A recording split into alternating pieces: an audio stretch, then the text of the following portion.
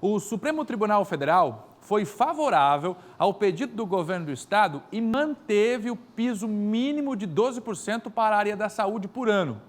Fernando, dá para explicar melhor, para a gente poder entender que rolo todo é esse? Eu vou tentar, para você entender melhor. Lá em 2016, a Assembleia Legislativa aumentou o repasse de 12% para 15% para a área da saúde. Um limite para a área da saúde que o governo deveria repassar. O governo do estado disse o seguinte: os deputados não podem decidir isso sozinhos, sem a participação do governo. E aí o governo entrou na justiça. E agora o Supremo Tribunal Federal disse o seguinte: o projeto da LESC não tem validade e o governo vai continuar pagando 12%. Não vai aumentar para 15% o piso de repasse de verbas para a área da saúde. Mesmo assim, é menos dinheiro para a área da saúde em Santa Catarina. A gente foi ouvir lideranças desta área tão importante para o nosso estado. O Sindisaúde, por exemplo, não gostou nem um pouco e já apontou alguns impactos para o setor. Vamos assistir. Os impactos dessa ação, desse julgamento para a saúde de Santa Catarina serão imensos, né? Nós teremos 800 milhões a menos para usar em ações e serviços de saúde, contratação de pessoal, compra de serviços, compra de medicamentos, ou seja, vai faltar, na ponta, vai faltar serviços para a população. E o nosso posicionamento, a gente lamenta, né, que o governo tenha buscado essa via jurídica para diminuir o orçamento. A Associação Catarinense de Medicina afirmou que vai continuar cobrando por mais recursos para a área da saúde e disse que com essa decisão do STF, quem perde é a população. E nós ficamos bastante tristes com esse resultado, porque isso vai significar menos recursos para a saúde. Menos recursos, a gente sabe que representa um atendimento mais precário para a população. Uma população desassistida em saúde é uma população que vai sofrer mais. A gente está falando da área da saúde, ouvimos o Sindisaúde e também a Associação Catarinense de Medicina. Também procuramos o governo do estado, que foi quem moveu a ação na justiça. O governador não quis falar. Quem nos atendeu foi uma procuradora do estado. Primeiro, ela explica o motivo desta ação.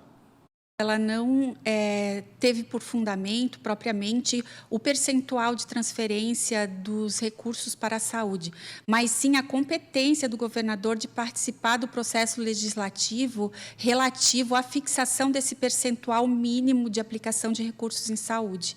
Então, o que se discutiu hoje foi a separação dos poderes, porque quando se trata dessa matéria através de emenda constitucional, não houve a participação do governador na iniciativa do projeto e não pode haver a submissão da norma aprovada ao veto dele. Então, ele foi excluído de participar desse processo. Por fim, a procuradora diz que o piso vai ser mantido em 12%. Não terá aumento obrigatório, mas isso não impede novos investimentos na saúde. Porque o que a Lei Complementar 141 fixa é um piso, Isso não impede que a lei orçamentária preveja outros valores para serem aplicados na saúde. Por isso, agora nós vamos saber a opinião de Cláudio Prisco Paraíso sobre este embrólio todo envolvendo a saúde do estado. Oi, Prisco, boa tarde. Boa tarde, Fernando. Primeiro aspecto.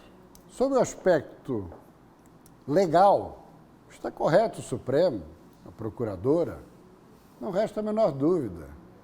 Quem pode legislar sobre dispêndio financeiro é o Executivo e não o Legislativo. Vício de origem, como bem assinalou, e nós temos aqui o telão, imagino, é o ministro Luiz Fux, que foi o relator. E ele focalizou justamente esse aspecto. Pois muito bem.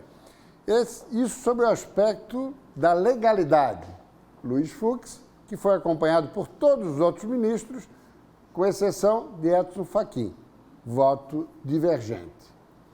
Pois muito bem. Isso não quer dizer, como bem colocou o Fernando, que o governo terá a obrigatoriedade de aplicar apenas 12. Não, de aplicar 15, 20, 30. Só que agora ele não está na obrigação de aplicar no mínimo 15. Então, foi uma vitória política de Carlos Moisés sobre o aspecto fiscal. Sim, porque se ele não aplica 15, ele vai responder junto ao Tribunal de Contas, numa ação judicial junto ao próprio Tribunal de Justiça. Se ele conseguir aplicar mais, ótimo, mas ele não está com a faca no pescoço. Vitória fiscal na execução orçamentária, mas quem teve a vitória política foi Gelson Merizio, que foi o adversário, coincidentemente, de Carlos Moisés no segundo turno. E também o autor da emenda lá em 2017, fazendo esse crescimento escalonado. Até 16 era 12%. Daí 17, 13%. 18, 14%. 19 seria 15%. Raimundo Colombo, à época, quando foi aprovado o projeto, concordou. O escalonamento, inclusive, foi decisão dele, de não saltar direto de 12 para 15 e fazer escalonado nos 3 anos.